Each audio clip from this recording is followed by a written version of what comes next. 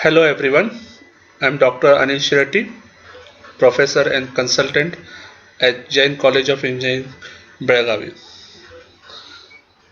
So let's start the third session, that is on system drives, devices and actuators. So till now we saw hydraulic actuators and cylinders and hydraulic motors. So in today's class we will be dealing with pneumatic part. Okay. So this is a simple pneumatic system.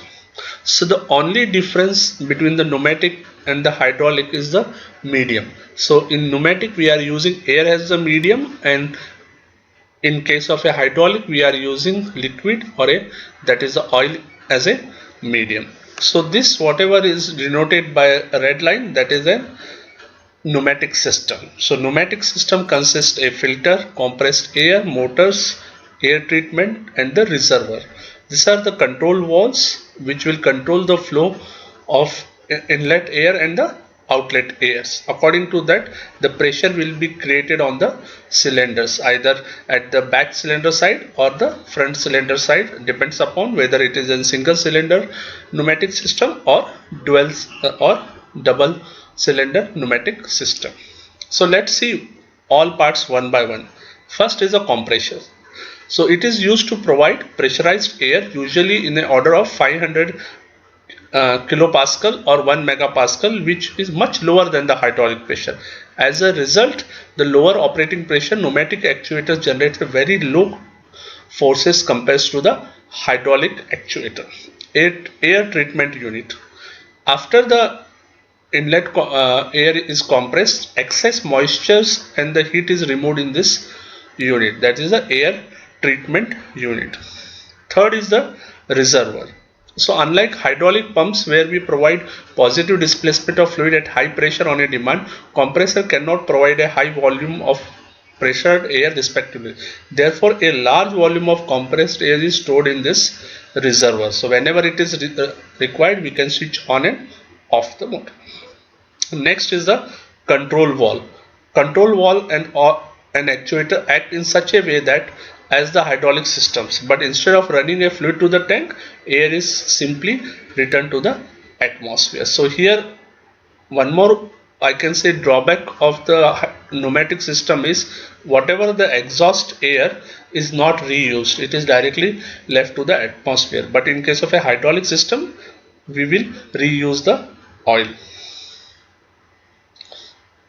So in pneumatic, let's go towards the pneumatic actuators. A pneumatic actuators converts energy typically in the form of compressed air into a motion. The motion can be similarly again the linear or rotary, depends upon the type of actuator. A pneumatic actuator mainly consists of same piston, cylinder and valves and ports. Same like what we had in hydraulic systems. So similarly, as we saw in hydraulic system, in pneumatic system also we have single acting cylinder which produces one stroke by a fluid or a air. Second is the double acting cylinder which produces two stroke by a fluid or air. And there are some special cylinders like tandem, telescopic, double rod cylinder, rodless cylinder. So in general I can say pneumatic cylinder are from design point of view works on the same principle, but the only thing is fluid whatever they are using is air. So this is a simple single acting pneumatic cylinder. It is similar to what we saw in hydraulic cylinder. So this is a pressurized chamber where the air is supplied. This is the exhaust port and we are having a spring loaded system. So when the air comes inside, it will move to the extension stage, and then air goes, it will move to the retraction. So this is a more 3D view of the same. So air supply is from this side. Next is the double acting cylinder. So in double acting cylinder, same. So you can see pressurized air will come here, and also the exhaust is here only. Here is also inlet and exhaust. So when the pressurized air is coming inside, it will try to move the rod towards the right side. Okay. Once it reaches a limit, again this side we will give the inlet pressure, pressurized air, then it will try to move this one, so it will rod will retract. Similarly again this will come, this input from this side will come, again it will extend. So this, like this, it will be extension and retraction motion. So this is another view of double acting pneumatic cylinder, a sectional view. Also we got different motors, similar type what we have in hydraulic, only here we are using different fluids. So here we have fluid motor, we have got gear motor, we got vane motor, same radial and axial motors. Okay. Also we got semi rotary actuators. Limited rotary motion can be achieved by incorporating rack and pinion type of linear actuator as soon opposite to the vane mechanism in both of the body cylinders. So let's see what is the major difference between the hydraulic system and the pneumatic system. So in the hydraulic system it employs fluid. In case of a pneumatic system it employs air. Definitely as you are employing air, the pneumatic, the pressure, whatever the maximum pressure developed is 5 to 10 bar, but this can operate in 700 bars. So you can imagine almost 70 times more. Generally designed as a closed loop system, this is open loop system. Why this is open system? Because whatever air is you are taking, you are throwing it out in the atmosphere, but here you are again reusing it. The system slows down when the leakage occurs. Leakage does not affect the system much. Wall operation is easy. Air pressure is more, wall operation is slightly become difficult. Heavier in weight, lighter in weight. Pumps are used to provide pressurized liquid. Compressor is used. In this case the system is unsafe to fire hazardous. System is free from fire hazard, because if here one more problem is, if the fluid is not properly checked, temperature of the fluid not checked, because of a retraction and extension, the fluid may get heated and may catch fire. Okay. Automatic lubrication is provided. Special arrangement for lubrication is needed when you are using the pneumatic system. So let's see in this example how a pneumatic system works.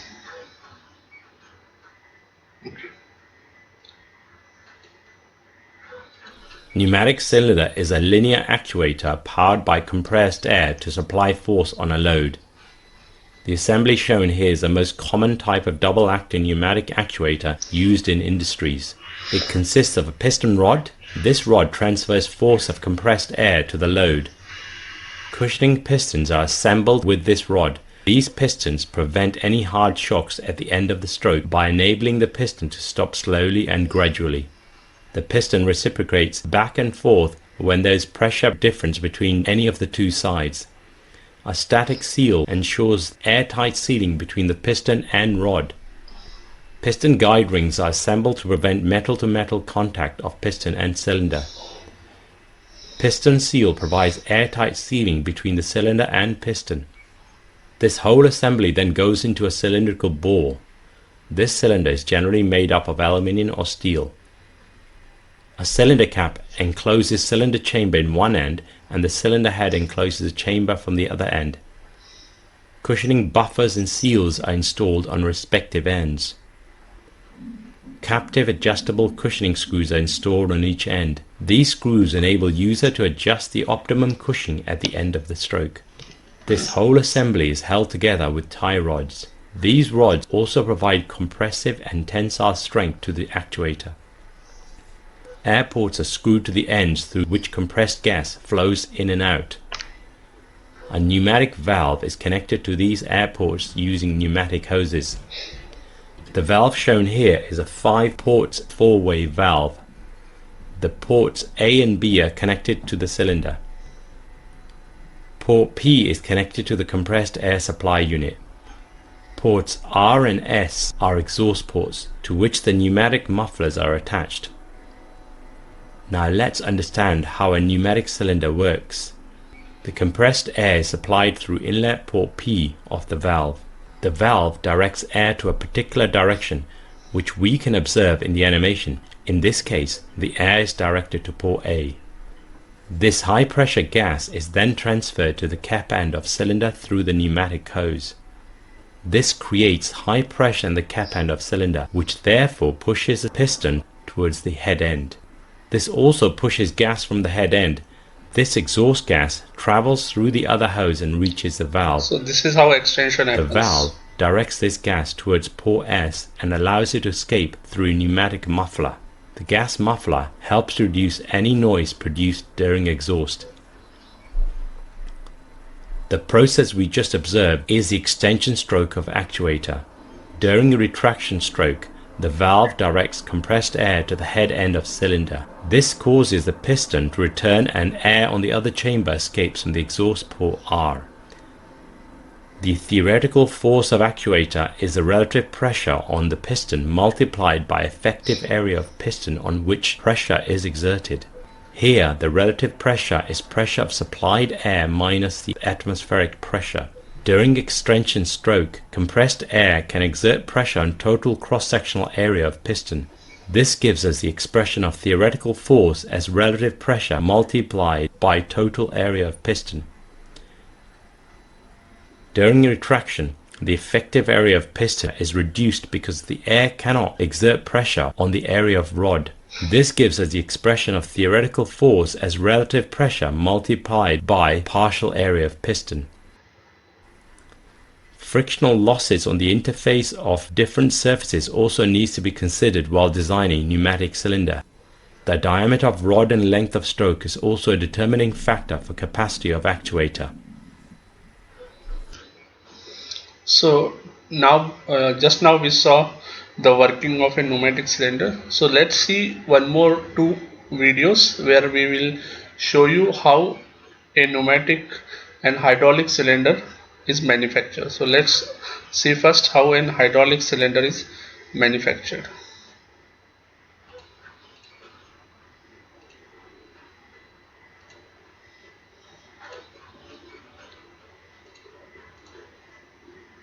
So this is a simple working of an hydraulic cylinder in a lifting truck.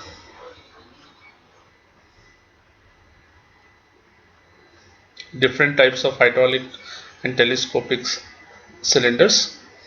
So first step is we have to take a hollow cylinder and cut it into the required size. Then the machining operation will take place. Threading operations.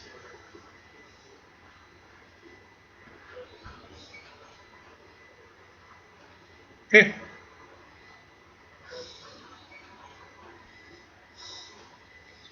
That is the inside cylindrical block. Okay. Where the maximum pressure will be active. Okay. So inside diameter is very important.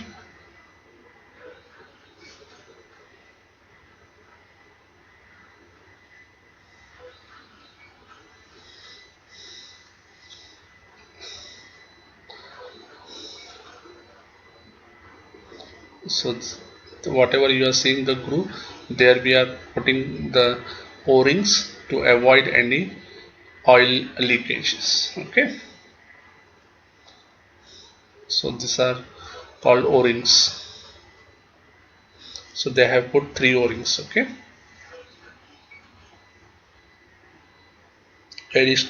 Whatever they have put, that is for inside O-ring. This is for the outside.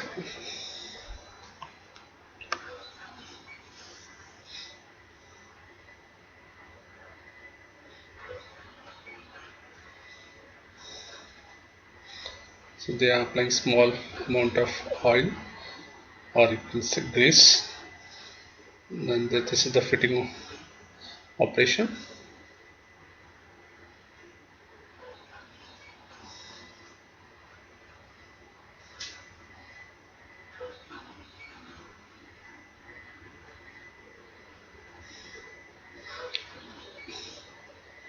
So that is the upper part of body part, which is welded.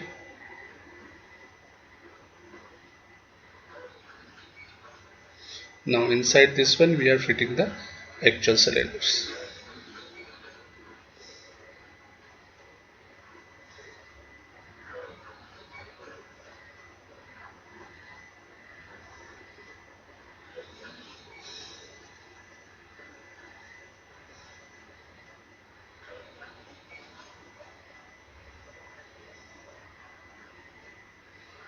So this is where they are putting that complete threading and doing a seal for that.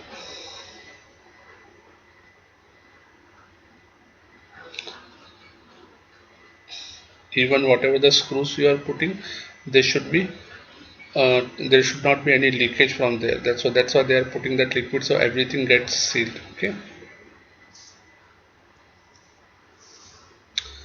That is the regular. The details of the cylinders are wrote it here. And now is the testing stage. So first is we are pouring the whatever the liquid oil inside that one. So you can see now the retraction and extension stroke. So this is the extension stroke.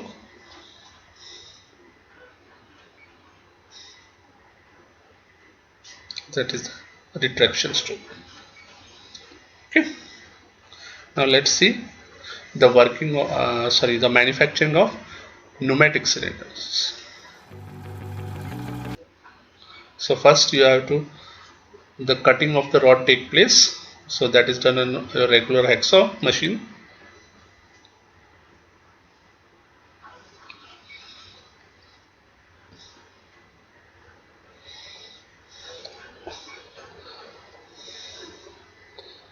Then is the machining operation.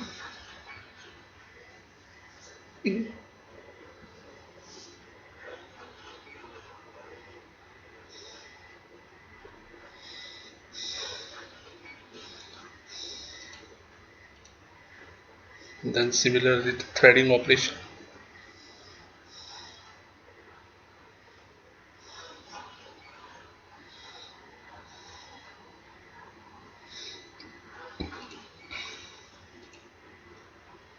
So that is the testing of the thread. Then facing of the rod, the drilling, internal drilling and tapping. Again the milling operation at this side of the part. And then this is the outer block where we are using a circular hollow pipes. Okay, or so here we are using the square aluminum body. And then this is the fitting, and then we put the screw end cups.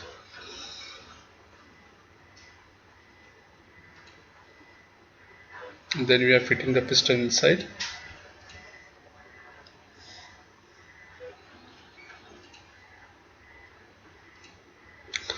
Now using the testing, just we are testing it with for pressurized cylinder testing.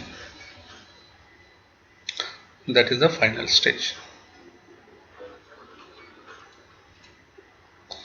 So you can see extension and retraction. So you can see it is more controlled way compared to.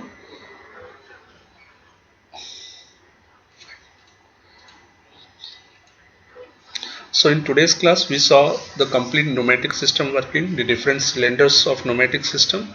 Then we saw the animational view of how the pneumatic cylinder works or actuator works, and then we saw how hydraulic or pneumatic actuators are manufactured or cylinders are manufactured. So if you have any questions, you can mail me or you can also text me. Thank you everyone. I request everyone to subscribe for the channel.